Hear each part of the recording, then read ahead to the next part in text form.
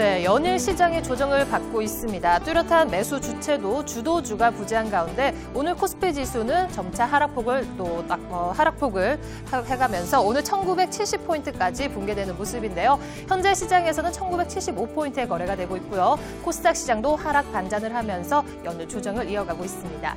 자, 오늘도 시장 마감 상황은 물론이고요. 신규 종목과 함께 안투위투 함께 하시길 바라겠습니다. 오늘도 장 마감 10분 전 여러분들의 고민 종목들 상담해드립니다. 샵 4248 누르시고요. 종목 매수가 비중 남겨주시면 저희가 친절히 발빠르게 상담해드리도록 하겠습니다. 1월 17일 오늘 안투위투 시작하겠습니다.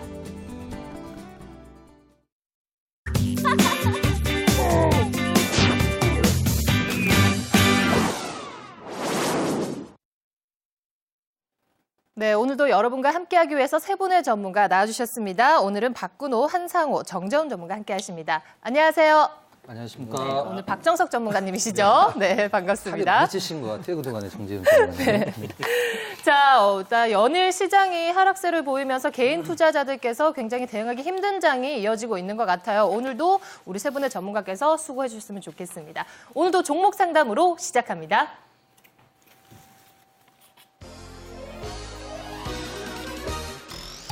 첫 번째 종목은 평화전공입니다. 매수가는 18,500원, 비중 25%, 보유기간은 3개월인데요. 그동안 엔저 영향으로 자동차주들이 부진한 흐름을 이어가면서 부품주들도 같이 영향을 받았었죠.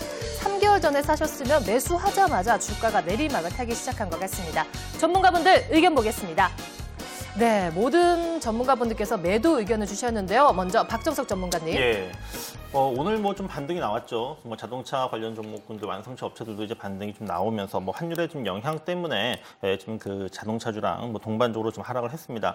하지만 그 최근에 이제 그 주가가 좀 계속적으로 그 저점을 좀 깨고 있는 부분들, 그리고 뭐 환율의 어떤 효과라든지 또 올해 어떤 자동차 업황 자체가 크게 좀 개선되기가 어려운 상황 속에서 뭐 외국인이라든지 기관들이 좀 계속적으로 좀 매도를 하고 있다고 하는 부분들은 분명히 좀 수급적으로 좀 부담이 좀 될 수밖에 없을 것 같습니다.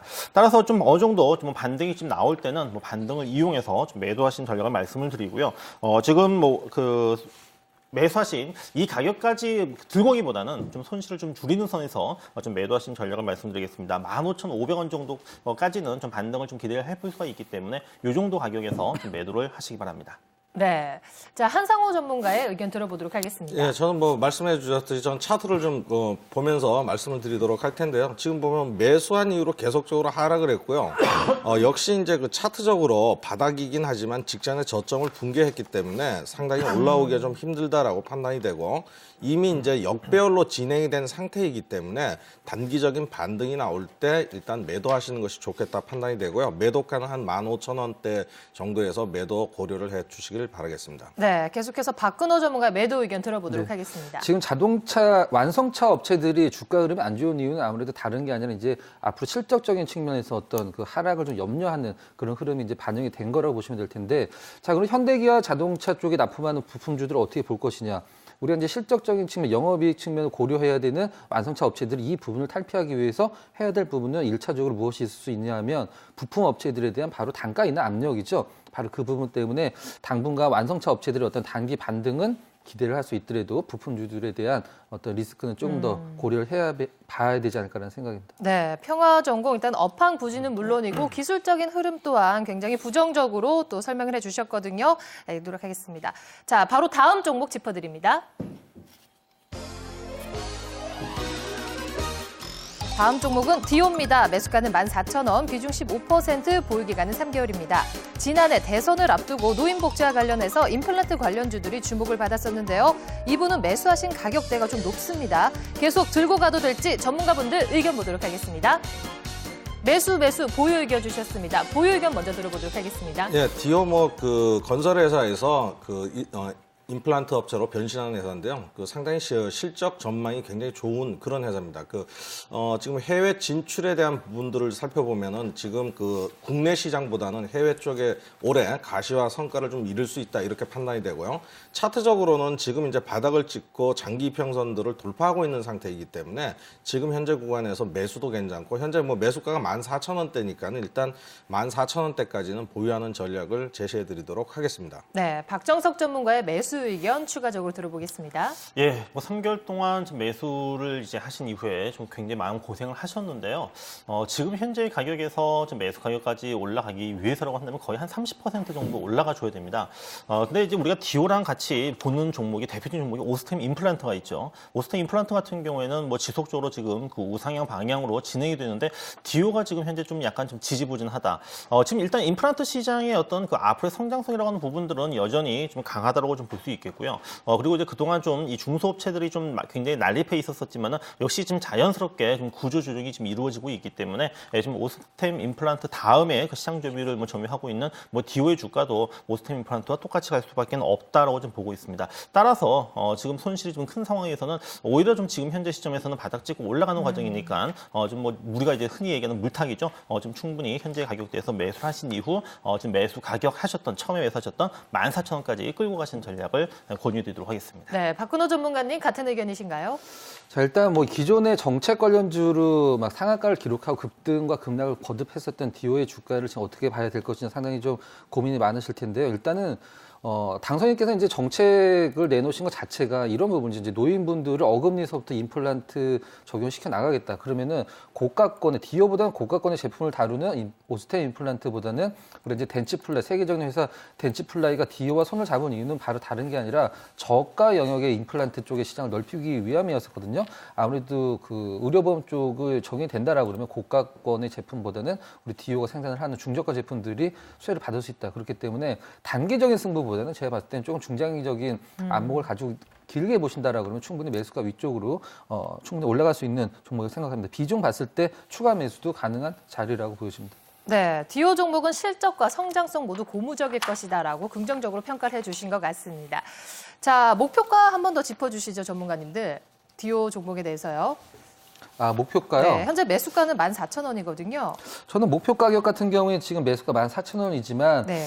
제가 중장기적인 그 흐름으로 보자라고 했을 때는 사실 테마성으로 올라갔을 때 고가권이 2만 원대 영역이거든요. 네. 2만 원대 영역까지는 시간이 상당히 많이 걸리겠죠. 지금부터 100% 정도의 어떤 그 상승률이 나와지면 가능한 자리긴 하지만 저는 1차, 2차 뭐 단기, 중기, 장기로 나눠서 목표를 말씀드린다라면 단기적으로는 뭐 매수가 근처인 14,000원 정도 잡으시면 될 것 같고 중장기적으로는 저는 어떤 성장성만 보여준다라고 하면은 글쎄 단 고점이라고 할 수 있는 2만 원대까지는 글쎄요 뭐 그렇게 큰 무리가 네. 없지 않을까요? 네. 한 18,000원이나 2만 원 영역까지는 좀 올라갈 수 있는 반등 탄력이 있다 이렇게 네, 보시는 네. 것 같습니다.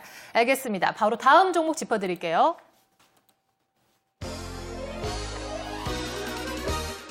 다음 종목은 제약주 인포피아입니다. 매수가는 14,700원, 비중 15%, 보유기간은 3주입니다. 전문가분들 의견 확인해 보겠습니다.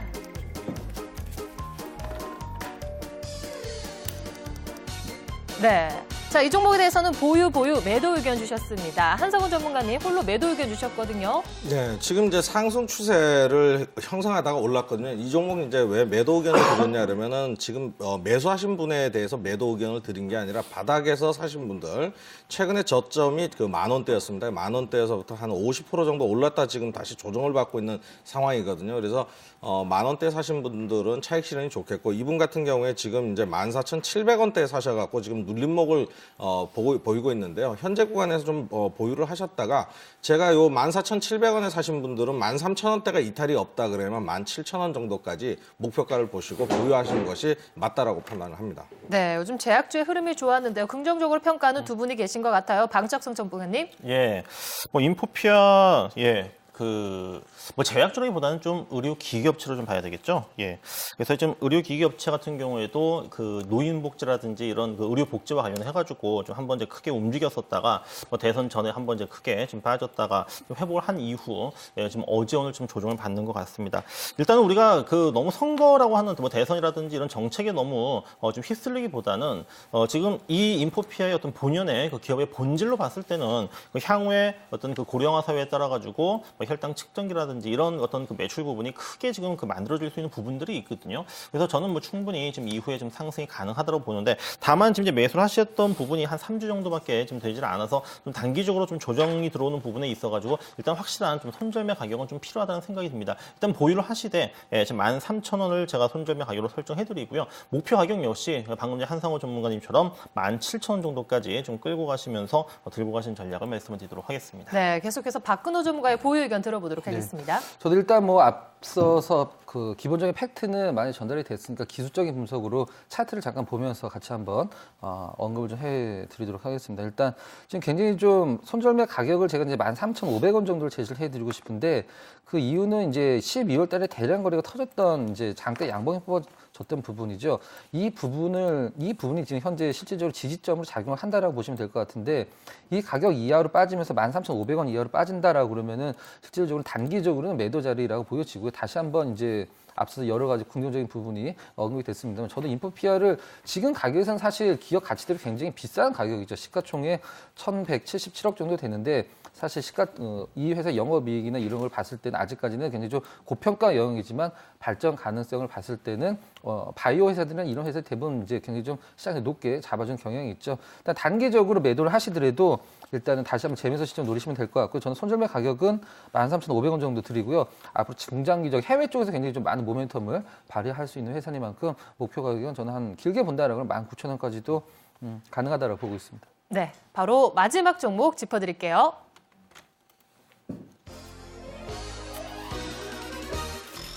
네, 다음 종목은 한진해운입니다. 매수가는 14,000원, 비중 35%, 보유 기간은 4개월입니다. 전문가분들의 의견 보도록 하겠습니다. 자, 이번에도 엇갈린 전망입니다. 보유, 매도 의견 주셨는데요. 먼저 한상호 전문가님 매도 의견 들어보겠습니다. 네, 저는 차트를 보면서 말씀을 드리도록 하겠습니다. 한진해운 업황이 굉장히 안 좋고 있습니다. 세계 경기 불황에다가 업황도 안 좋았습니다. 최근에 이제 반등한 이유는 업황이 안 좋은 데서 해운의 운임을 상승을 하는 바람에 그 상승 모멘텀 가지고 주가가 올랐는데요.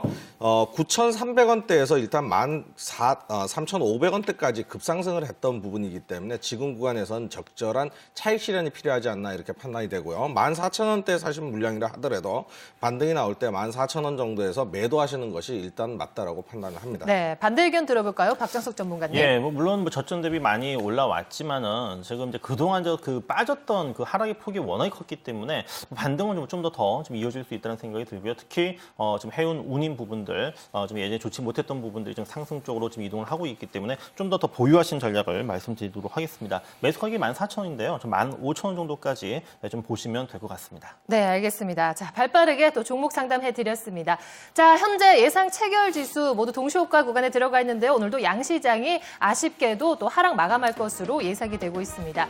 자, 코스피 시장 0.15% 하락하면서 1974포인트, 코스닥 시장은 0.39% 하락, 505포인트에 마감될 것으로 보이는데요. 일단 외국인들의 자금 이탈이 본격화되는 것일까요? 잠시 후 장 마감 상황 후에 짚어드리도록 하겠습니다.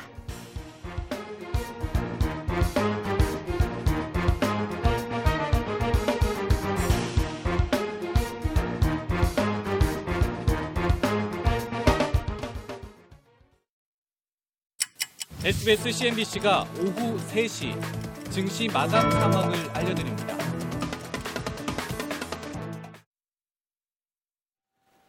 네, 시장이 마감이 되었습니다. 장 초반 외국인들의 매수세에 시장이 1980포인트까지 터치를 했는데요. 이내 외국인들이 다시 매도세로 전환을 하면서 여기에 프로그램 매물까지 하락폭을 키웠습니다. 자, 연일 전강 후약 장세가 연출이 되고 있는데요. 오늘 시장도 하락 마감할 것으로 예상이 되고 있습니다. 체결지수 짚어드립니다. 자, 오늘 양시장이 파란불을 켰습니다. 코스피 시장 오늘 0.16% 하락하면서 1974포인트에 마감이 되었는데요. 그래도 하락폭을 어느 정도 축소를 했습니다. 코스닥 시장 오늘 0.26% 약보합세로 마감이 되면서 506포인트에 오늘 장을 마쳤습니다.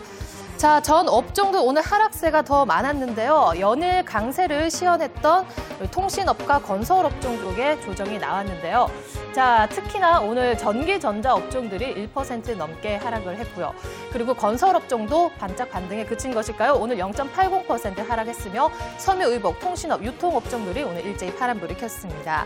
의료정밀 업종들이 연일 강세를 이어갔고요. 미국의 금융주들이 호실적을 발표를 하면서 금융, 은행, 증권 업종들은 오늘 강보 합세에 마감이 되었습니다. 자, 일단은 수급 부분 짚어드리도록 하겠습니다. 코스피 시장에서 외국인들이 닷새째 매도 우위를 보이고 있는데요. 어제와 마찬가지로 장 초반에는 외국인들이 매수를 하지만 바로 매도를 전환을 하고 금액 또한 더욱더 많이 확대해 나가는 모습입니다. 오늘 시장에서 1,300억 원 가까이 매도 우위를 보였고요. 개인들이 1,000억 원 가까이, 그리고 기관들이 300억 원 가까이 사들였습니다.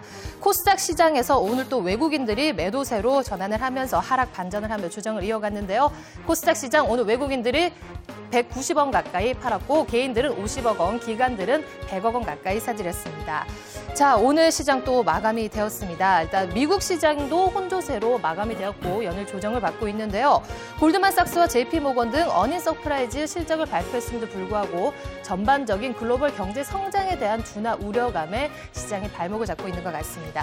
자, 오늘 시장 마감은 물론이고요. 또 내일장 전망까지 짚어드립니다. 전문가분들과 얘기 나눠보도록 하겠습니다. 자, 시장 모멘텀에 목말라 있는 장이다 이렇게 표현을 해도 될까요? 오늘 시장 부진 원인 어디서 찾아보면 될까요? 박정석 전문가님.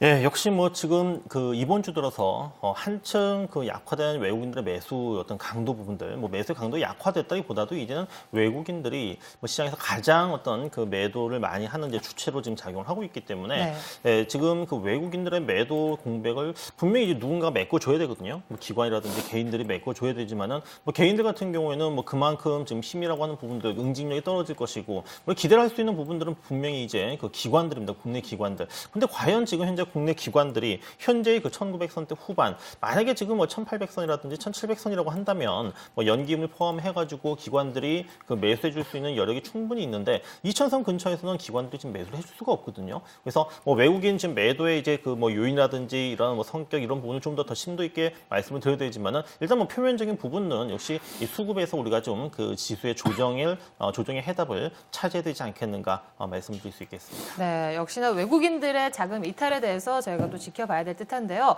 자, 시가총액 상위 종목 흐름들도 오늘 다시 또 바뀌는 모습이었죠. 여전히 현대차, 현대모비스, 기아차들은 오늘 시장에서 선방을 해줬고요. 특히 현대모비스는 오늘 1% 넘게 상승을 했어요.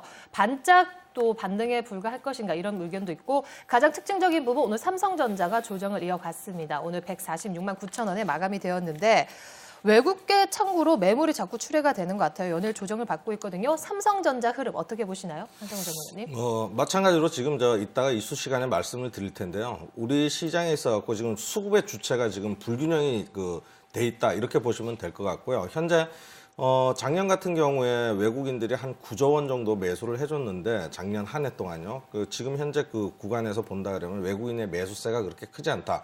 특히나 이제 지금 환율이 이렇게 원화가 강세인데도 불구하고 환차익이 발생되는데도 불구하고 이런 흐름들이 나오고 있다라는 것은 우리가 이제 좀 고무적으로 봐야 되겠죠. 그래서 지금 현재 흐름은 삼성전자의 주가의 조정은 당연히 뭐 고점을 신고가를 기록을 했으니까는 당연히 차익 매물이 나온다라고 봐야 될 부분이 아닐까라고 판단이 되고요. 기타 종목군들의 부진은 실적 전망에 대한 부분들 이런 것들이 아직까지 확실한 부분이 없어서 그런 매수세가 몰리지 않고 있다 이렇게 판단을 해야 되겠습니다. 네. 자, 건설주들이 하락 반전을 했습니다. 연일 강세를 시현하는데 새 정부 기대감에 들썩이는 모습이었거든요. 하지만 건설 업황에 대해서는 아직까지는 부정적이다라는 의견이 많은 것 같고요. 실질적인 펀더멘탈이 개선되지 않기 때문에 하락 반전을 한 것 같아요. 자, 여기서 저희가 또 잘 살펴봐야 될 대목이 박근혜 당선인과 관련해서 여러 가지 정책 수혜주들이 지금 많이 나오고 있거든요. 여기서 옥석 가리기를 잘 해야 하는데 어떤 부분에 대해서 저희가 잘 살펴봐야 될까요? 예, 지금 이 정책이라고 하는 부분 사실 선거 전부터 그 공약이라는 어떤 흐름 속에서 나왔었던 내용들이고요. 그리고 이제 뭐 인수위원회의 이제 지금 정부를 갖다 이제 인수인계를 받는 이러한 과정 속에서 이제 앞으로 이제 어떤 정책 부분들이 지금 나오고 있습니다.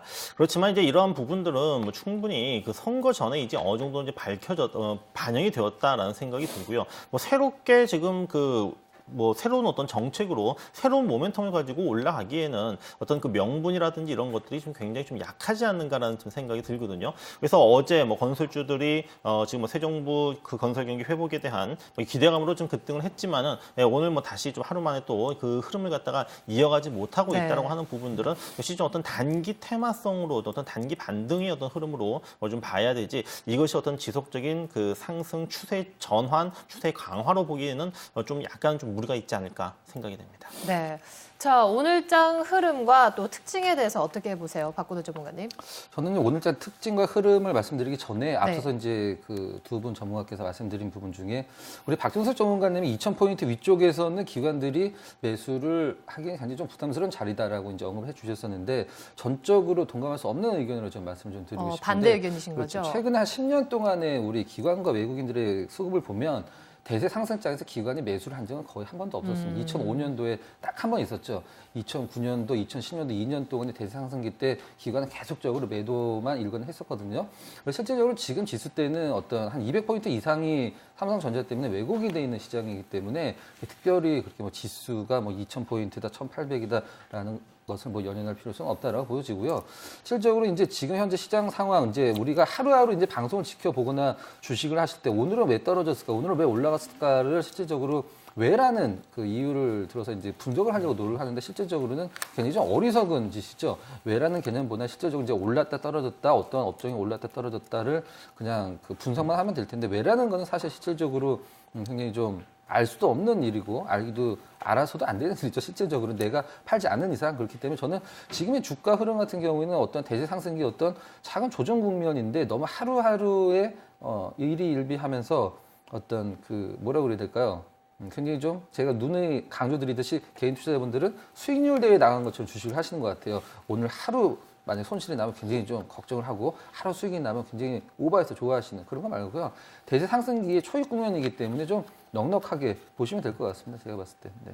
근데 뭐 2,000포인트 위에서 이제 기관들이 분명히 지금 매수를 해주기 위해서라고 한다면은 시장으로 좀 자금이 좀 들어와야 되거든요. 네. 예, 근데 뭐 지금 현재 주식형 수익 펀드 쪽에서도 보게 되면은 지금 자금이 들어오기보다는 지금 계속적으로 이탈이 되는 상황 속에서 기관들이 지금 제가 볼 때는 2,000선 지금 벌써 지금 굉장히 오랫동안 계속 지금 막혔던 것 같아요. 그래서 저는 분명히 이제 그 기관이 아닌 외국인들이 지금 그 이 물량들을 좀 잡아먹고 이제 끌어줘야 되는데 지금 외국인들 같은 경우도 2,000선까지는 끌고 가는데 그 이상에서는 욕심을 좀 부리지 않는다라는 것이 이게 지금 계속적인 어떤 장기간의 지금 2,000선의 어떤 강력한 저항선을 더욱더 굳히는 요인으로 작용을 하지 않는가라는 생각이 듭니다. 네, 그렇죠. 지금 시장 상황에서 어떤 큰 기관과 외국인의 수급 주체를 놓고 봤을 때 확실히 좀 팔아야 될 이유도 없고 실질적으로 막 공격적으로 매수를 해야 될 매크로 변수가 거의 부재하기 때문에 공격적인 매수가 들어오진 않고 있습니다만은 제가 아까도 말씀드렸습니다만은 어떤 기관들과 외국인들의 매매 행태를 봤을 때 시장의 색깔은 외국인들이 만들고 종목의 색깔은 기관들이 만든다라는 어떤 전제에 말씀드린다라고 그러면 지금은 그래서 제가 봤을 때 부정적으로 보일 시장은 아닌 것 같습니다. 제가. 근데 네. 기관의 매수세가 없다라는 부분이요. 매도세보다는 지금 보면은 아까 2005년도, 6년도, 7년도, 그러니까 2004년도서부터 2007년도까지는 우리가 말하는 펀드 가입 열풍이 일어나면서 국민들이 기관한테 돈을 많이 몰아줬어요. 그 이후 주가가 지금 뭐 떨어지니까는 펀드들 환매들이 나오고 있는 상황이었었거든요. 최근까지도. 그래서 지금 보면은 기관들이 투자할 여력, 매수할 여력이 없는 상태다라고 말씀을 드려야지 뭐 매수를 할 수 있는 그런 부분이 뭐 개인들이 직접 돈을 맡겨주고 그 자금으로 기관들이 매수를 해줘야 되는데 지금 그런 부분이 아니라 기관은 개인들이 기관에 맡겨둔 돈을 찾아가고 있는 상황이니까 매도가 나올 수밖에 없다. 그렇게 봐야 되지 않을까 이렇게 생각이 드네요. 네. 자, 일단은 지금 시장에 있어서 수급이 악화되고 있다. 이런 부분에 있어서는 동감이 되는 부분이고 실질적으로 그런 매도 물량이 출회가 되고 있거든요. 이 시장을 이기기 위해서 또 내일장 전망과 전략을 잘 구사해 주셔야 될 듯합니다. 자, 우리 또 전문가분들께서는 어떤 의견을 주셨는지 먼저 화면으로 확인해 보시겠습니다.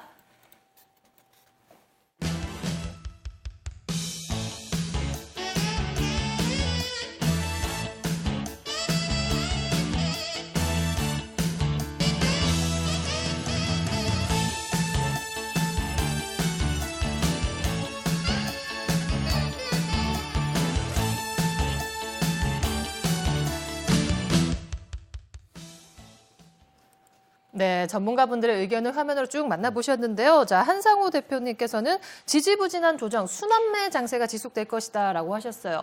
이 부분에 있어서 어느 정도 동감할 수 있는 부분이 뭐 어느 정도 하락 반전을 하긴 했지만 건설주들이 그래도 들썩였고 오늘 또 자동차주들은 또 나름 또 선방을 했거든요. 이런 부분에서 저희가 또 잘 체크를 해보면 될까요? 예, 건설주 같은 경우에는 우리 뭐 아까 말씀이 나왔던 부분들처럼 어떤 이슈화가 됐기 때문에 네.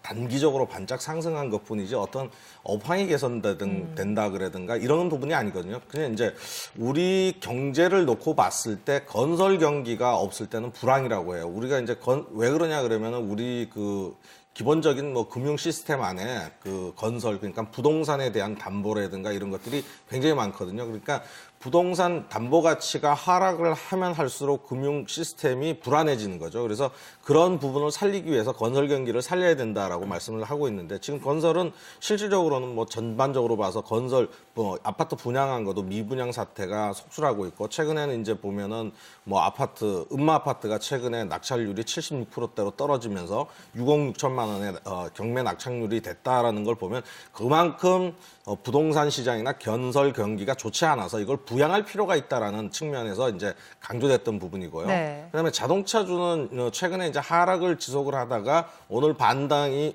좀 나왔는데요. 결국은 이제 앞으로 계속 반등이 나올 것인가 안 나올 것인가에 대한 부분을 봐야 되는데 결국 지금 아베 정권에서 4월 정도에 그 대대적인 경기 부양을 하겠다. 엔화를 그냥 뭐 윤전기를 돌려가지고 미국처럼 달러를 마구 인쇄하겠다라는 그런 부분으로 나오고 있기 때문에 그때 되면은 우리가 더욱더 큰 악재적인 요소가 되지 않을까 이런 부분이 있거든요. 그래서 지금 구간에서는 단기 낙폭과대에 의한 자율적인 반등이다라고 보고 싶고 추세 상승은 아니다 이렇게 그 생각을 하고 싶네요. 네, 그렇다면은 순환매가 순차적으로 되기 때문에 지금 대형주 기존에 보유하고 계신 분들은 계속 홀딩 전략을 해보자 이렇게 보면 될까요? 그렇죠. 네. 알겠습니다. 자, 다음은 또 박근호 전문가께서는 오늘도 조금은 이색적인 부분을 멘트를 네. 해주신 것 같아요. 직접 설명 부탁드릴게요. 제목이 나왔나요? 네, 글로벌 펀드, 네, 한국과 글로벌 펀드가 대만 지금 매수세는 실질적으로 아시아 쪽 이머징 마켓 쪽으로 굉장히 좀 많이 자금이 유입이 되고 있어요. 근데 실질적으로 우리나라와 대만 쪽만 약간 제외가 되고 있는 그런 흐름인데 우리나라와 대만만 제외가 되고 있다. 그럼 우리나라와 대만의 공통점이 있으니까 우리나라와 대만만 제외가 되고 있겠죠. 감소가 되고 있다는 표현이 더 정확할 것 같은데 자, 그럼 우리나라와 대만의 공통점은 무엇이냐? 바로 IT 위주의 어떤 그 경제 규모를 IT가 이제 경제 규모에서 차지하는 비중이 굉장히 크다는 것이겠죠. 지금 미국에서 실질적으로 애플이 좀 그 주가 흐름이 굉장히 안 좋은 편이죠. 그럼 실질적으로 롱숏 전략에 의해서 애플은 팔고 삼성전자를 사는, 삼성전자를 팔면 애플을 사는 이런 반대적인 롱숏 전략이 지금까지 어떤 보편적인 주가 흐름이었다라고 그러면 지금 두 개가 모두 떨어지는 흐름이란 말이죠. 근데 제가 봤을 때 삼성전자는 지금 떨어지는 게 아니라 워낙에 많이 올랐기 때문에 주가가 1년 내내 어떻게 계속 오르기만 하겠습니까? 10 올라가고 2, 3 떨어지고 다시 10 올라가고 이런 식으로 이제 진행이 될 텐데 그러면은 지금 현재 말씀드렸던 글로벌 펀드가 한국과 대만 쪽에 어떤 유입이 좀 감소되고 있다. 바로 IT 쪽인데 그럼 IT 쪽의 관련주들을 어떻게 할 것인가? 지금 시장의 어떤 그 낙폭을 주도하는 게 어떻게 보면 IT라고 볼 수도 있을 텐데요. 그동안은 자동차가 큰 주를 이뤘었고 저는 4분기 이제 주식을 하다 보면 좀 정보력이 좀 빠르시거나 어떤 그 분석을 많이 하시는 분들은 4분기 IT 관련주들이 안 좋을 거를 3분기 때 이미 아셨을 거예요. 그건 어떤 문제냐면 바로 3분기 대비해서 3분기 실적이 워낙에 좋았기 때문에 4분기 실적 컨센서스를 높게 잡아놓는 거죠. 그렇기 때문에 제가 눈에 강조드리는 컨센서스는 낮을수록 좋다. 컨센서스가 높아서 좋을 건 아무것도 없거든요.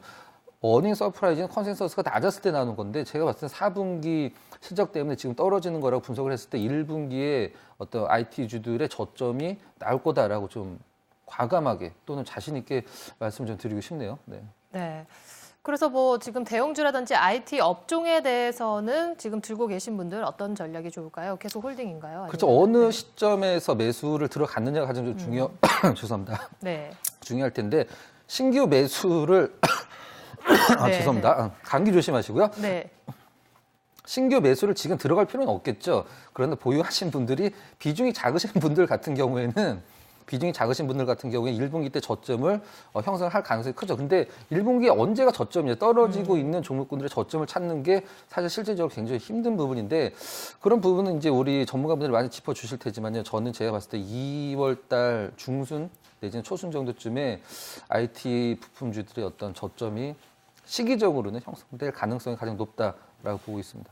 네. 근데 환율과 관련해가지고 지금 이 글로벌 펀드에서 뭐 우리나라나 이제 대만에서 이제 좀 뭐 이탈하는 부분들 좀 매수가 좀 덜 들어온다. 이제 IT 비중이 이제 좀 높기 때문에라고 하는 부분들도 있는데 좀 환율도 좀 우리가 좀 네. 좀 봐야 되지 IT 않을까라는 생각이 관련주들이 들거든요. 실질적으로 높은 주가 흐름을 보여줬을 때 환율이 좋아서 올라간 건 절대로 아니거든요. 근데 실질적으로 앞으로 이제 지금보다 좋아질 수 있느냐, 낮아질 수 있느냐, 슬쩍이 그것 때문에 이제 올라간 거라고 보시면 될 것 같은데 제가 봤을 때는 환율, 글쎄요, 우리나라 IT 부품주들 중에 환율, 우리 그런 것도 있잖아요. 우리가 환해지라는 부분도 있는데, 우리 이제 금융기관을 통해서 환율에 대해서 어떤 위험성을 리스크를 해지하는 부분이 많이 있거든요. 그런 것들도 좀 너무 시장에서 고려를 안 하시는 것 같더라고요. 제가 봤을 땐. 네. 알겠습니다. 물론 예전에 그것 때문에 키코라는 큰 일을 한번 손실이 있었죠. 당하긴 했습니다만은. 네, 키코 트라우마라고 이런 네. 얘기도 있더라고요. 중소기업 측면에서는요.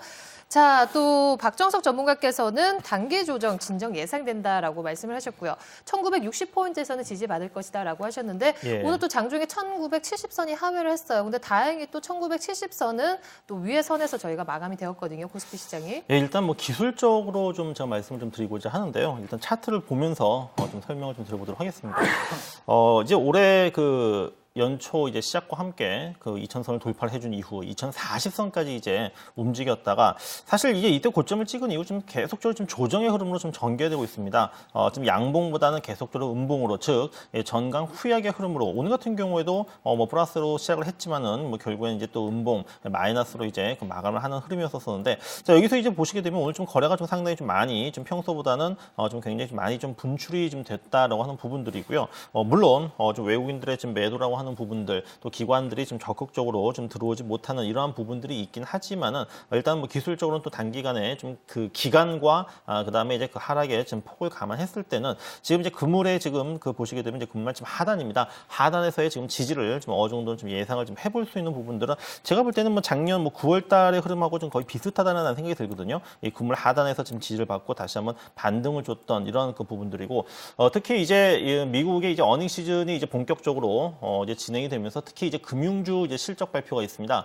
이제 금융주들 같은 경우에는 다른 섹터보다는 그래도 지금 이번 4분기 실적이 좀 양호할 것이다라는 이런 전망들을 가장 많이 받았던 업종들이기 때문에 지금 금융주의 어떤 실적 발표가 좀 호실적 뭐 좀 상당히 좀 기대를 하고 있지만은 좀 기대 이상의 좋은 실적이 나와준다고 했을 경우에는 그동안 좀 시장에 호재가 없는 이런 호재가 좀 부재한 좀 답답한 이런 시장의 흐름 속에서 한 줄기 좀 빛과 같은 좀 숨을 쉴 수 있는 좀 그러한 어떤 좀 좋은 좀 호재가 될 수 있는 부분들이 좀 생길 수가 있다는 생각이 들기 때문에 그래서 저는 기술적으로는 뭐 1960선 정도에서는 좀 어느 정도 지지를 받고 뭐 다시 한번 2000선 회복을 하기 위해서라고 한다면은 뭐 그동안 계속 얘기했던 이 수급이 좀 완전히 좀 바뀌어야 되겠지만은 좀 어렵겠지만은 그래도 2000선 근처까지는 그래도 한번 반등 시도가 나와줄 수 있지 않을까 말씀을 드릴 수 있겠습니다. 네.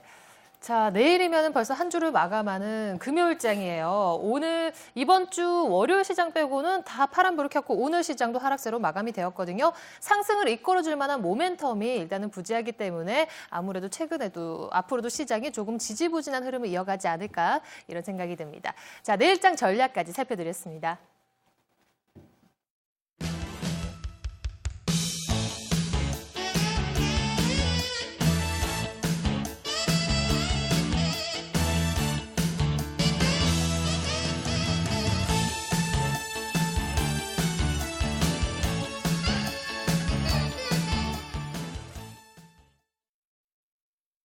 아홉 살 칭칭에게 아름다운 교실이 생겼습니다. 중국의 학교를 지원하는 아시아나의 아름다운 교실. 아시아나가 취향지와 친구가 되었습니다. 아름다운 사람들, 아시아나항공. 스키장 리프2에서 크레 온으로 주식을 팔았다.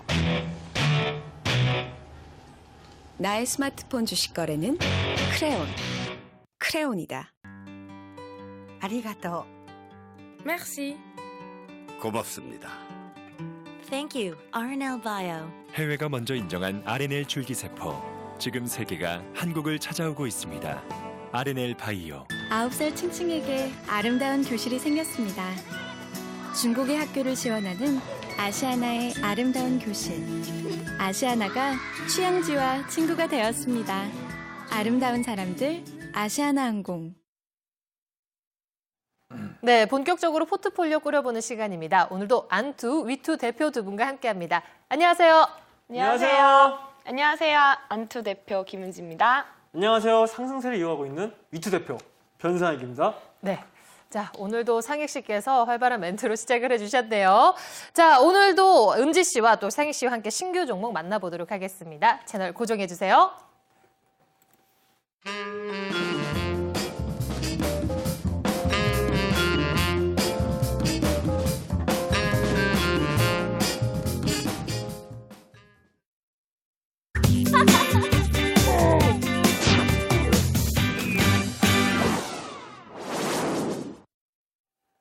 네, 오늘 세 분의 전문가께서는 어떤 종목을 가지고 오셨을까요? 먼저 화면으로 만나보시겠습니다.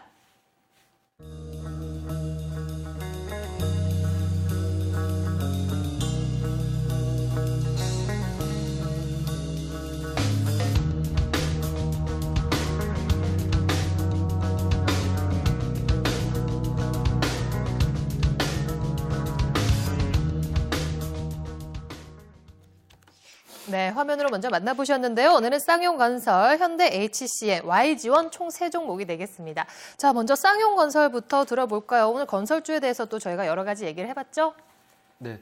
자, 쌍용건설, 최근에 건설주들의 어떤 흐름과 최근에는 좀 약간 비슷한 느낌도 있습니다만 실질적으로 쌍용건설을 제가 시청자 여러분들께 안투위투에서 제시를 해드리는 이유는 바로 앞으로 이제 이 쌍용건설이 떨어진 이유가 주가 흐름이 계속적으로 거의 1년 이상 떨어진 이유가 바로 회사 주인이 없었기 때문이거든요. 회사 이제 보통 M&A라고 이제 표현 매각을 하게 되는데 그 매각의 주인이 조금 있다가 잠시 뒤에 잠시 뒤라고 하면 이제 뭐 오늘 같습니다만은 얼마 정도 뒤에 단기일 내에 이제 결정이 되게 됐죠. 그렇다라고 그러면은 실질적으로 앞으로 그러한 리스크가 없어지기 때문에 급등도 좀 가능한 종목이 생각을 하는데 최근에 우리나라 그 코스피 거래소 통틀어서 가장 높은 수익률을 내고 있는 회사가 바로 죄송합니다. 대한해운이라는 회사죠. 대한해운이 왜 올라갔냐 하면 대한해운 같은 경우는 역시 M&A 이슈로 거의 100% 넘는 주가 흐름이 좀 나왔었죠. 근데 제가 이제 한 가지 예를 들어드릴게요. 대한해운, SK 하이닉스, 그 다음에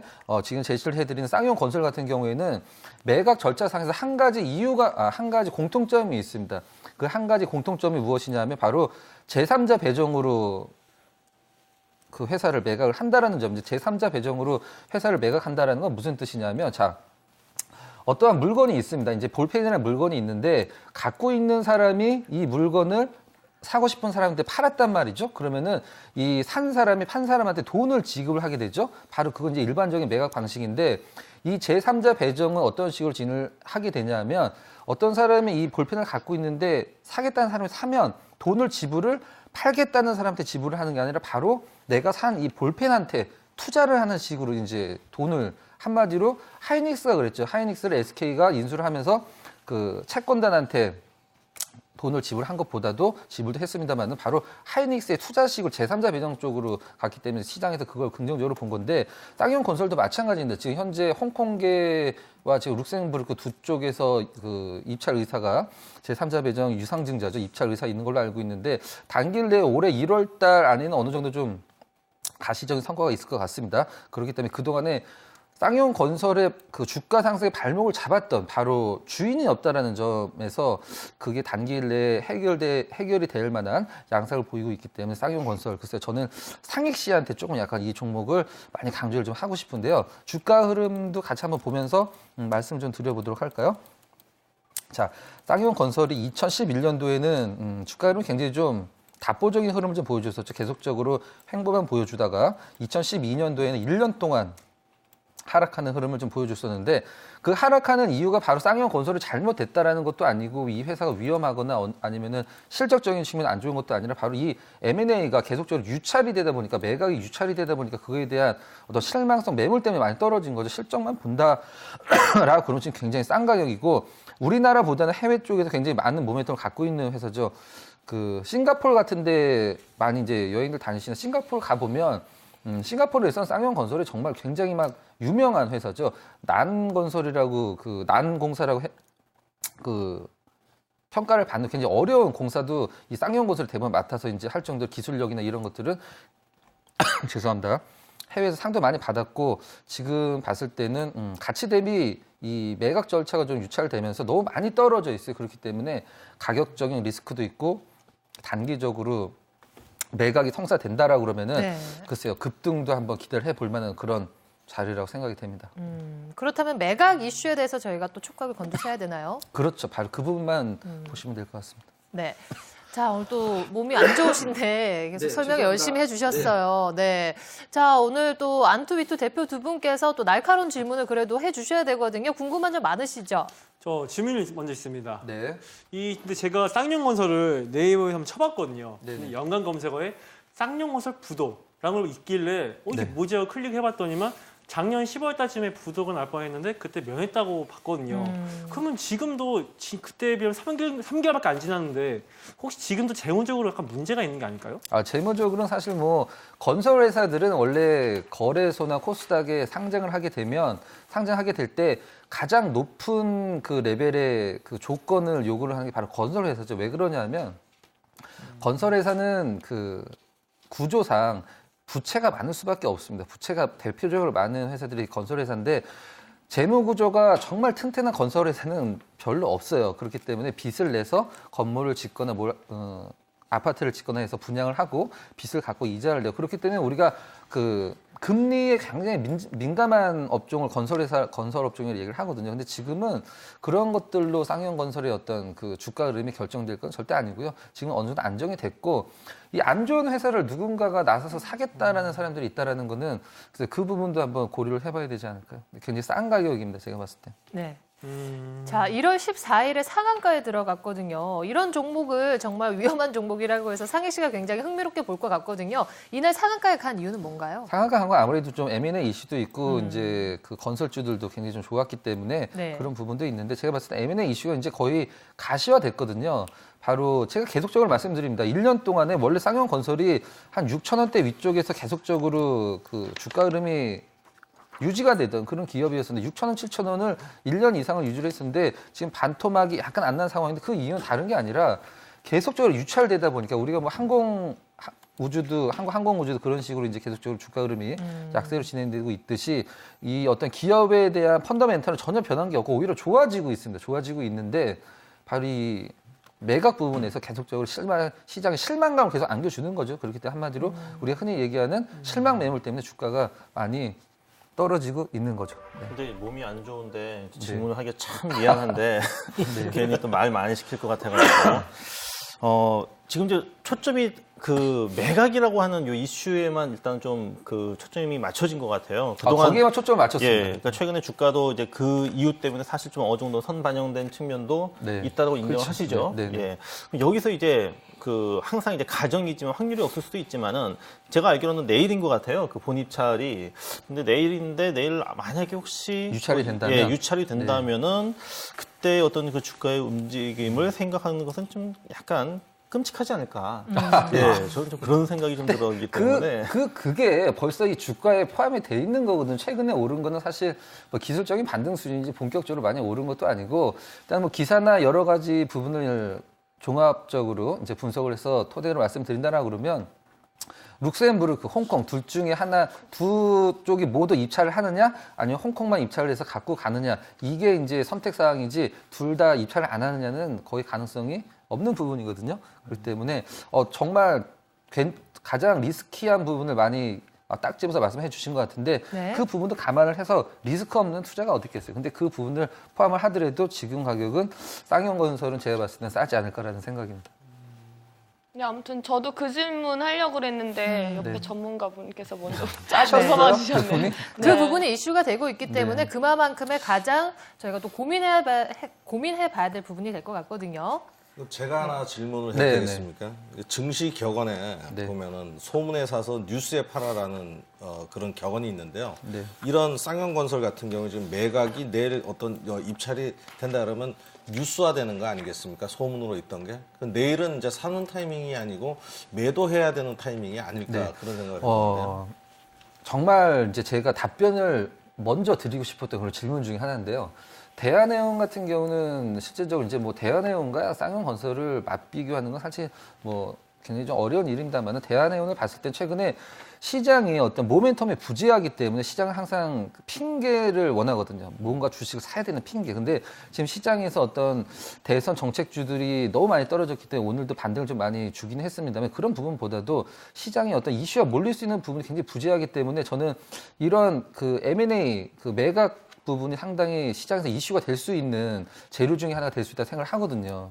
그렇기 때문에 쌍용건설을 저는 강력하게 한번 제시를 해드리도록 하겠습니다. 네, 자 그렇다면 결론적으로 일단 내일장에서 저희가 매수를 하게 된다면 매수가가 중요할 것 같고요. 입찰이 또 잘 안 된다 이런 뉴스가 나왔을 때 또한 왜냐하면 매수가 오고 나서 또 그 뉴스가 나올 수 있잖아요. 입찰이 안 된 건 1년 동안 겪었기 때문에 굉장히 단련이 돼 있습니다. 회사가 주가가 그 유찰이 된 거에 대한 단련이 돼 있어요. 그렇기 때문에 유찰이 되더라도 그렇게 큰 뭐 흔들림 없을 거고 저는 오늘 종가 기준으로 내일 매수를 하도록 하겠습니다. 네, 오늘 종가가 4,195원에 마감이 되었습니다. 오늘 거의 5% 정도 하락 마감을 했는데요. 일단 손절가 4,000원 기준으로 해서 잘 지키는 것이 좋을 듯하네요. 쌍용건설에 대해서 잘 알아봤습니다.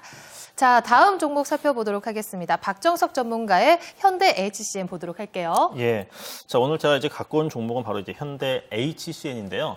자, 현대 HCN이 뭐 하는 회사인가부터 좀 제가 좀 두 분께 좀 설명을 좀 드려야 될 것 같습니다. 바로 이제 그 종합 유선 방송업자인데요.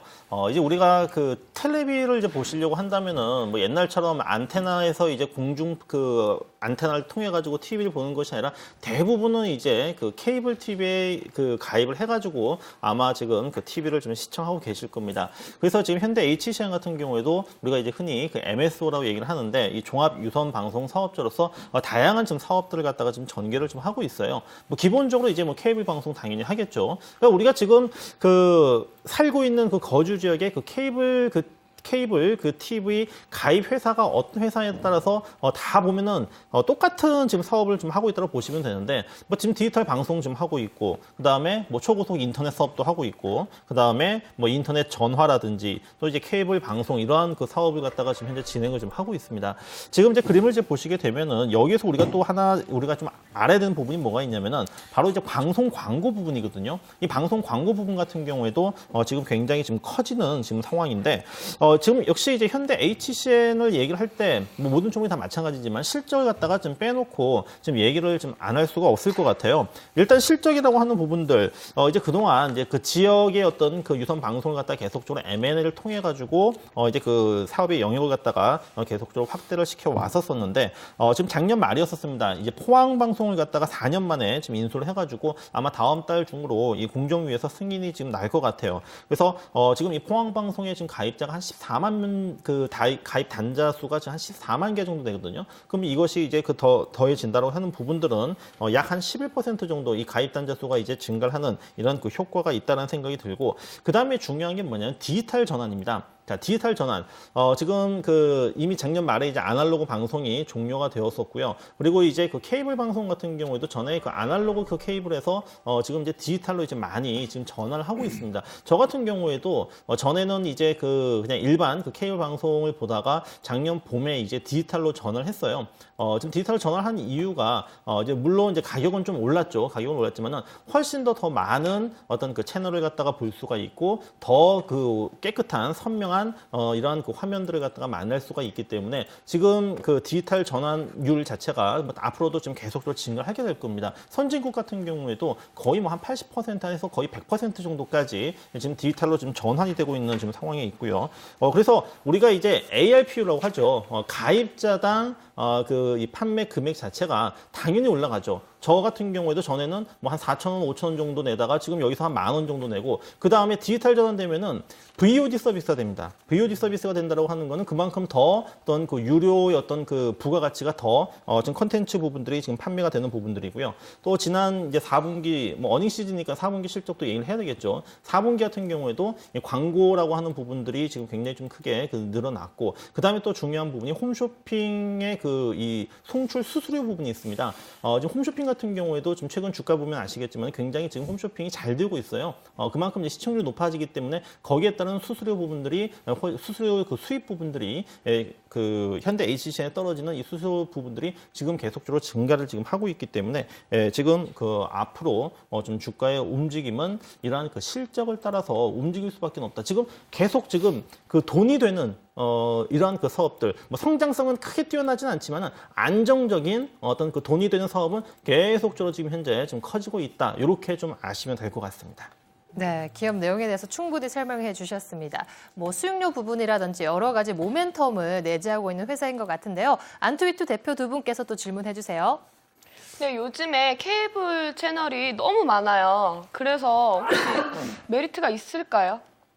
케이블 채널이 많다라고 하는 부분들은 지금 현대 HCN, 그러니까 지금 약간 제가 볼 때는 잘못 알고 계시는 게 뭐냐면 케이블 채널 회사가 아니고요. 이 케이블 채널, 많은 이 케이블 방송을 갖다가 지금 그 각 가정으로 송출해주는 회사입니다. 그러니까 케이블이 더 많아지고 있다는 것은 그만큼 어떻게 보면은 좀 경쟁력이 더 커질 수 있는 부분들이죠. 만약에 우리가 이제 그 케이블 회사 가입을 할 때, 텔레비를 보려고 가입을 할 때 이 회사는 만약에 뭐 채널을 갖다 10개밖에 없다. 근데 지금 현대 HCN 같은 게 막 20개가 있다고 하면 어느 쪽을 가입을 하시겠습니까? 현대 HCN을 갖다 가입을 하시겠죠.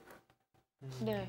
좀 아마 좀 약간 제가 볼 때는 그냥 뭐 그 일반 무슨 뭐 TVN이라든지 또는 뭐 여러 가지 어떤 그 케이블 채널 방송국으로 좀 이해를 하신 것 같은데 그게 아닙니다. 네. 저는 질문. 예, 질문. 네. 근데 케이블 TV가 진짜 요즘에 어딜 가든 다 있는 걸로 알고 있거든요. 가입자는 제가 볼 땐 거의 초과된 걸로 알고 있고 더 이상 이제 수요가 없을 것 같은데. 허구나 저희 앞에 김밥천국도 케이블 TV가 있거든요. 예. 그런데 뭐 예. 어떻게 보면 굉장히 좀 그 중요한 질문 해주셨는데, 지금 사실 이 케이블 TV뿐만 아니라 또 경쟁할 수 있는 부분들이 있죠. 위성 TV 있잖아요. 스카이라이프도 있고요. 그 다음에 또 IPTV도 있고 이것까지 경쟁을 하게 됐을 때 뭐 그런 부분이 성장성이 좀 우려가 되지 않느냐 이렇게 지금 그 생각을 할 수 있겠지만은 그렇다고 해서 지금 현대 HCN의 케이블 그 가입자 수가 지금 뭐 줄어들진 않을 겁니다. 그렇다고 해서 크게 증가를 하진 않을 겁니다. 하지만 뭐냐면은 우리가 지불하는 그 금액 자체가 예전보다는 커졌다라는 거죠. 지금 그 상희 씨 같은 경우에는 지금 TV 집에서 좀 보실 때 지금 얼마 정도 그 케이블 그 요금 나가는지 아십니까? 제가 알기로는 10,000원 정도로 알고 있는데. 10,000원 정도죠? 예. 아마 지금 그 디지털로 지금 보고 계시는가요, 그러면? 저희는 위성 스카이에 이걸로 보고 있습니다. 예.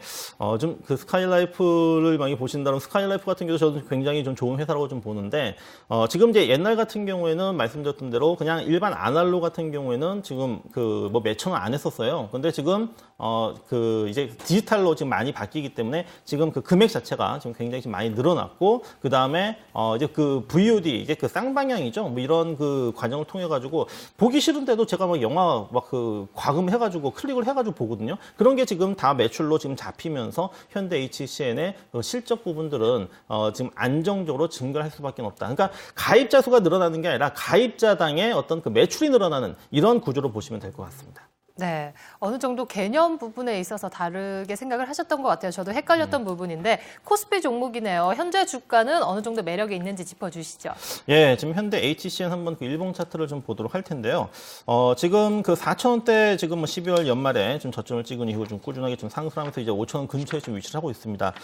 지금 이 주봉상이라든지 지금 월봉상으로 이제 보시게 되면은 지금 그 이미 지금 그 신고가 경신을 좀 눈앞에 두고 있는 상황인데, 지금 그 현대 HCN뿐만 아니라 어떻게 보면 비슷한 그 움직임을 보이는 종목들 같은 KMH라든지 이런 종목들 같은 경우도 좀 신고가 경신을 하고 있거든요. 현대 HCN도 제가 볼 때는 뭐 신고가가 좀 충분히 가능하다고 좀 보고 있고, 뭐 기술적으로도 지금 현재 지금 지지선의 질을 바탕으로 해서 저점이 좀 높아져 가고 있는 이 흐름 속에서 지금 5,000원 근처에서 매수하신 전략을 말씀드리도록 하겠습니다. 목표 가격은 지금 그 역사적인 신고가 6,000원 정도까지 보도록 하겠습니다. 네, 코스피 시장과 또 반대적으로 쭉 올랐고요. 최근에 기관들이 어느 정도 매집을 하고 있는 모습이 긍정적으로 보이는데, 자, 내일 이 종목 잘 살펴보셨으면 좋겠습니다. 바로 한상호 전문가 종목 들어보도록 하겠습니다. YG1입니다. 네, YG1을 가지고 나왔습니다. 제목에 보시면은 워렌 버핏 회사가 투자한 회사다 이렇게 나와 있죠. 네. 이 회사 같은 경우에 이제 그 첫 번째 가져 나온 이유는 절삭 공급업체 세계 1위 이스카와 작년에 유상증자를 하면서 시너지 효과가 커졌다. 그다음에 두 번째는 그 소형의 그 엔드밀 그 공구만 만들다가 인서트, 그러니까 큰 금형을 만들 수 있는 그런 기계를 지금 개발을 하고 있다. 유상증자 이후에요. 그 다음에 세 번째는 이 회사가 지금 현재 가지고 있는 것은 소형 공작기계, 엔드밀 그 공작기계에서는 세계 시장 점유율이 1위입니다. 그러면 이제 이스카라는 회사가 어떤 회사냐 그러면 워렌 버핏이 보유한 버크셔 해셔웨이가 투자를 한 회사입니다. 그러니까 버크셔 해셔웨이가 IMC라는 그 세계 2대 금속 절삭 그룹을 투자를 했고요. 그 네. 그룹에서 자회사로 가지고 있는 것이 바로 이스카입니다. 이스카고요. 그것도 우리나라에 그 지금 대구텍이라는 비상장 절삭 공구업체가 있는데요. 거기에도 워렌 버핏 그 회사가 투자를 했죠. 그래서 이런 그 시너지가 있는 굉장히 좋은 회사다. 그러니까 결국 워렌 버핏 회사에서 이 회사의 성장성이나 그다음에 어떤 것들을 보고서 투자를 했을 때 워렌 버핏이 절대 손해를 나지 않는 투자를 했다라는 것만 봐도 이 회사의 성장성이나 앞으로의 무궁무진한 그런 그 영업이익률이라든가 이런 것들은 우리가 짐작할 수 있다라고 볼 수 있겠죠. 그래서 이 종목을 지금 현재는 가만히 보면은 지수나 이런 것들이 지금 굉장히 조정 장세에 놓여 있고 종목들 역시도 대형주도 지지부진한 흐름들을 보여주고 있기 때문에 바닥을 잘 다진 종목을 지금 선취매를 한다 그러면 분명히 이 종목은 올해 성장성을 가지고 주가가 급등할 것이다 이렇게 판단을 하고 있습니다. 워렌 버핏은요 장기적으로 투자를 하죠. 네. 그러면은 그 투자한 것 중에 되게 급등한 주식이 있나요? 과거에 워렌 버핏이 기아차도 투자를 했었거든요. 기아차도 투자를 했었고 지금 우리 그 포스코도 현재 투자를 하고 있는 거로 알고 있고 포스코는 지분을요. 기아차는 투자를 했다가 매도를 했는데 굉장히 많은 차익을 남겼고 그리고 워렌 버핏이 세계적으로 아시다시피 주식 투자를 해서 주식 투자로 세계적인 거부가 된 주식의 왕입니다. 이 회사에서 이 YG1이라는 종목을 골랐다라는 것은 YG1의 성장성이나 앞으로 절대 최소한 어느 기간 동안은 망하지 않는다라고 보고 투자를 한 회사겠죠. 전문가님, 네. 바닥을 잘 다진 종목이라 말씀하셨는데 그 뜻은 차트가 지금 밑에 있다는 말씀이신 건가요?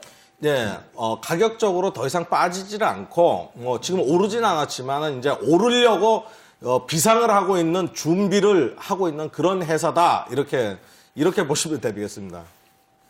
그렇군요. 근데 워렌 버핏이 그렇게 대단해요?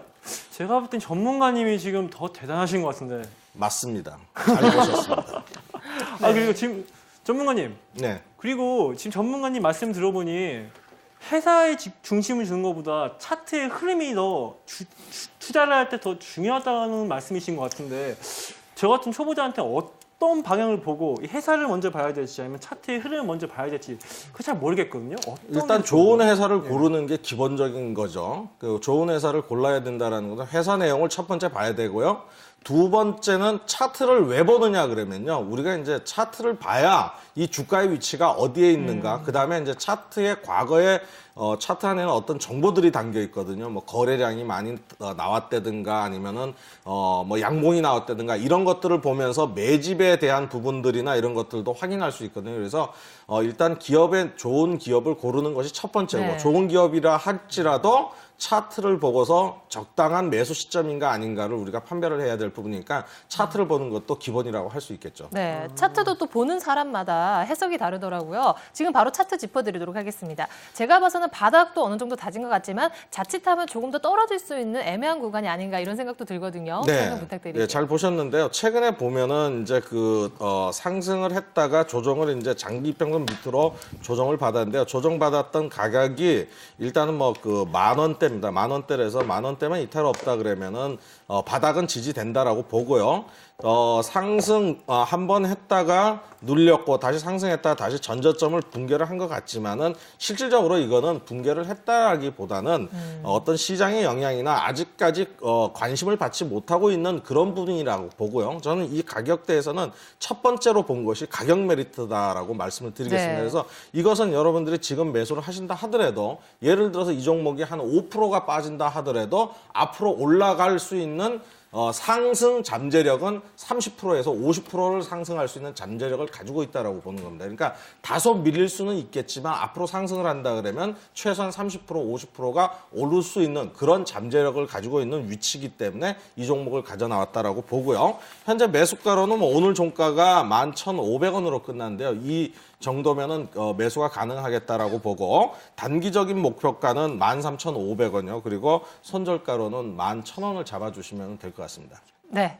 자, 목표가 13,500원을 조금 짧게 잡아주셨는데요. 잘 들어봤습니다. YG1까지 저희가 잘 경청을 해봤습니다. 자, 안투비투 대표 두 분께서 마음의 결정 잘 하셨나요? 아니요. 지금 둘이 네. 지금 많이 고민했는데 둘 다 결정을 한 것 같습니다. 네, 알겠습니다. 자, 한상우 전문가 분께서 워렌 버핏보다 더 대단하신 것 같아요. 라고 오늘도 상희 씨께서 얘기를 해줬는데요. 오늘 어떻게 또 선택을 잘 받으셨는지 모르겠네요. 자, 그렇다면 은지 씨와 상희 씨께서 오늘 어떤 종목을 담았는지 만나보실게요. 결정을 했습니다. 저는 우선 지금 저에게 워렌 버핏은 따로 없습니다. 예, 바로 앞에 계신 한상우 네. 전문가님이 저한테는 워렌 버핏이죠.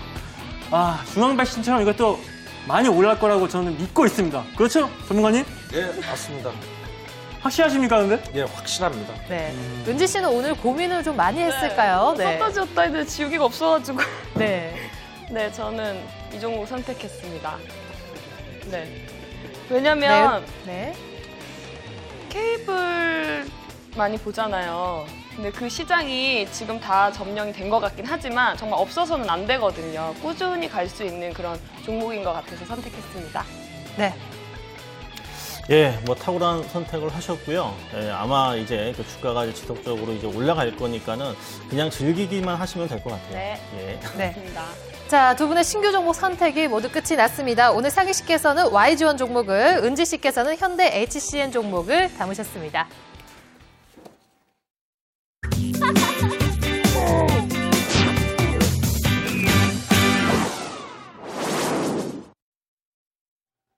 네, 본격적으로 기존에 있는 종목들 AS 해볼까 하는데요. 안투비투 대표 두 분께서 지금 종목 수익률은 어떤지 먼저 화면으로 확인해 보실게요. 은지 씨의 포트폴리오 현황입니다. 자, 상보 종목 오늘 13,200원에 포트에서 제외됐음을 알려드리고요. 리홈 오늘 2,950원에 신규 편입했습니다. CJ CGV와 휴비츠, 고려아연이 현재 수익 구간입니다. 다음은 상익 씨의 포트폴리오 현황입니다. 로엔 오늘 14,500원에 포트에서 제외됐습니다. 유나이티드 제약은 오늘 1,300원에 신규 편입되었습니다. FT E&E 종목이 16%대로 수익률이 가장 높고요. 그 밖의 종목들도 강보합세 유지하고 있습니다.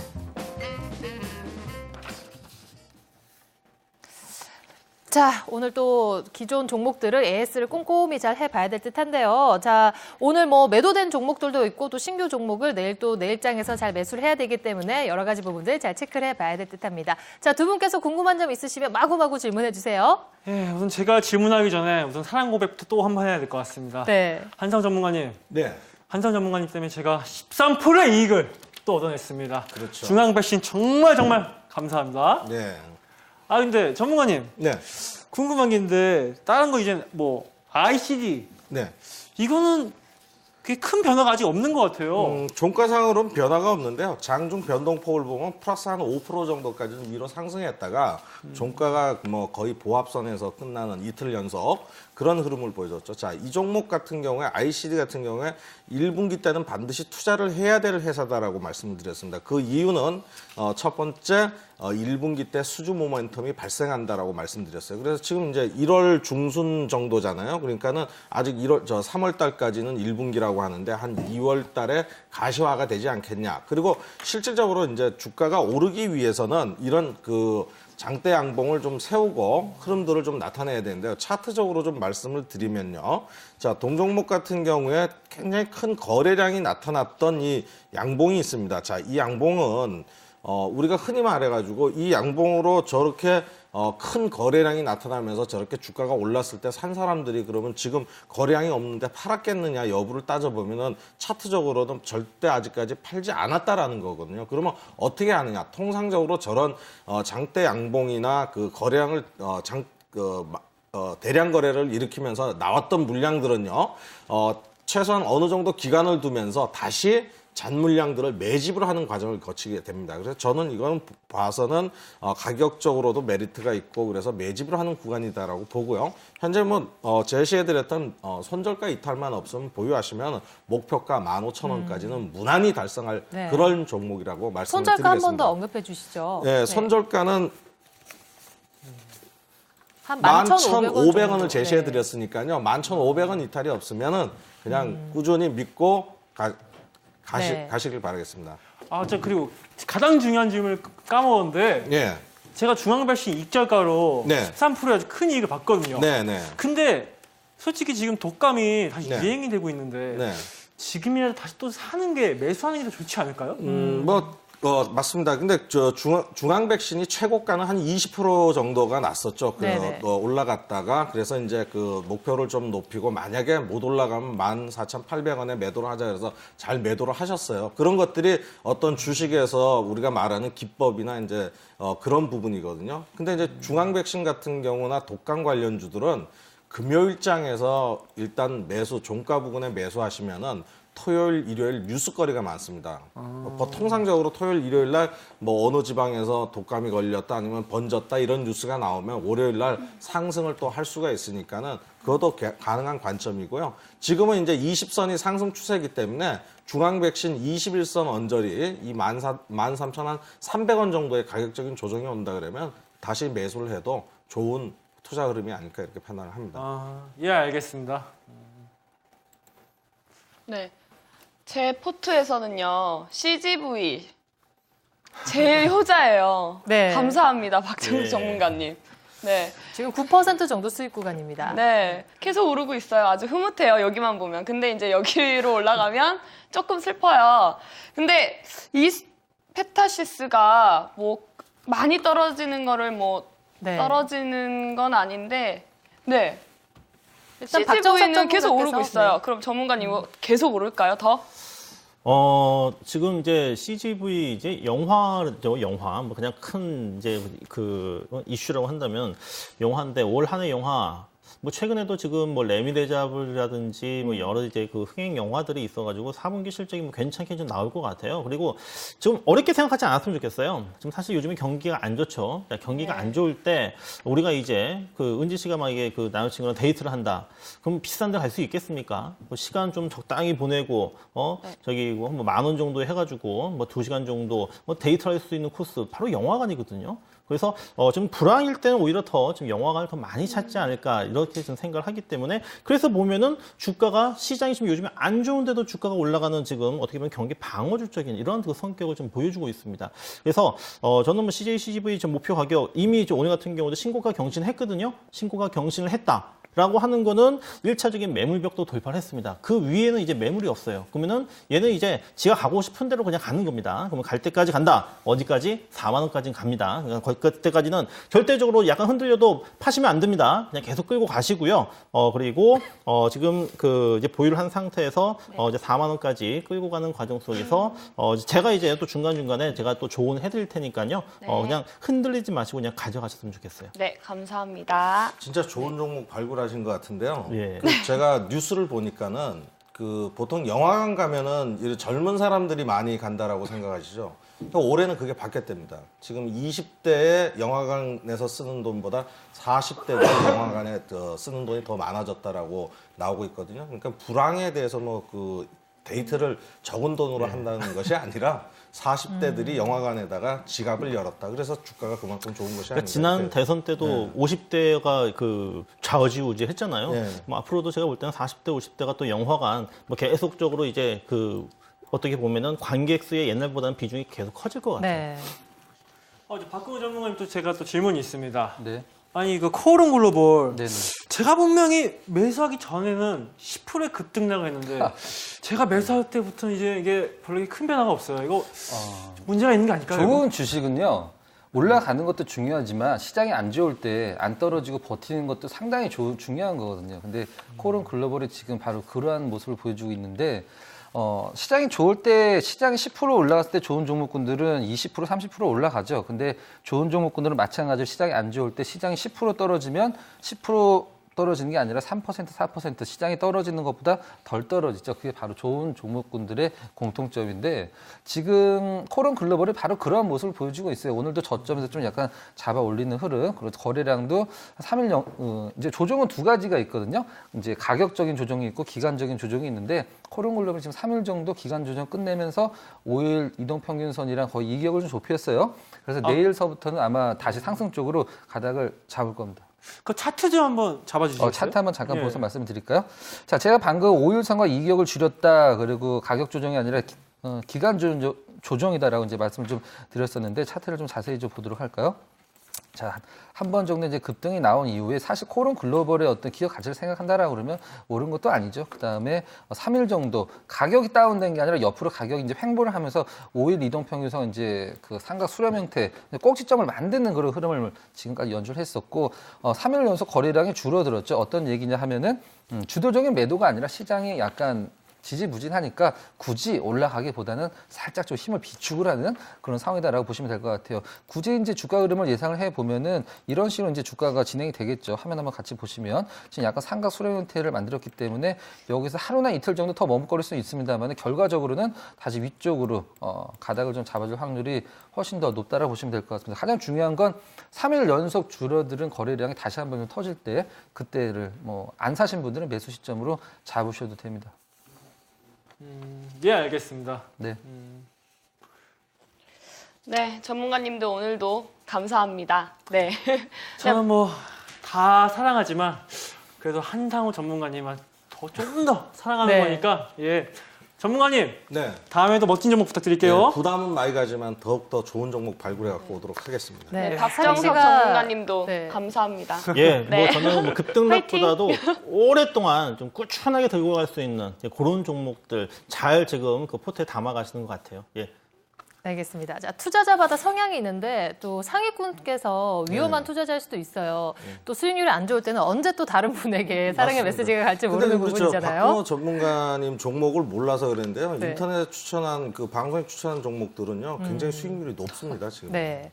그리고 저희가 또 첫 방송 시작한 지 얼마 안 됐고 포트폴리오를 꾸려나간 지 아직 한 1, 2주 정도 됐기 때문에 아직까지 수익률은 저 한 가지 제안할 게 있어요. 우리 안투 이투잖아요. 이투 말고 공투로 바꿔 아니에요? 공투? 공격적인 투자? 위험한 투자는 사실 어감이 너무 안 좋아요. 네. 공격적인 투자로 바꾸는 거 어떨까요? 네, TV를 시청하시는 윗분들께서 알아서 결정하시겠죠? 알겠습니다. 자, 일단 오늘 또 수익률까지 저희가 점검을 해봤는데요. 수익률 게임에 있어서는 상익시가 지금 조금 우세합니다. 내일장에서는 또 어떤 변화가 있을지 모르는 부분이잖아요. 계속해서 주시하도록 하겠습니다. 오늘도 상익시와 은지씨 수고하셨어요. 수고하셨습니다.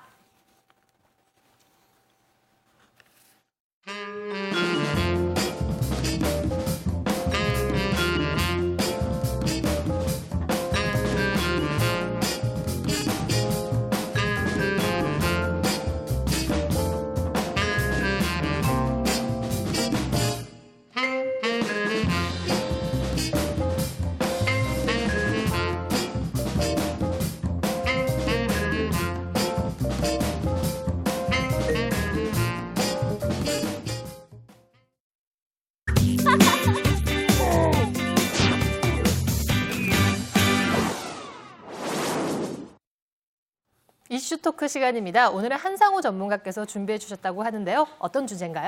네, 뱅가드 매물 부담이 되나 이런 뱅가드 효과에 대한 부분들을 좀 준비를 했는데요. 네. 이 뱅가드가 이제 그 ETF에 투자하는 펀드인데요. 지금 MSCI에서 지금 FTSE1로 그러니까는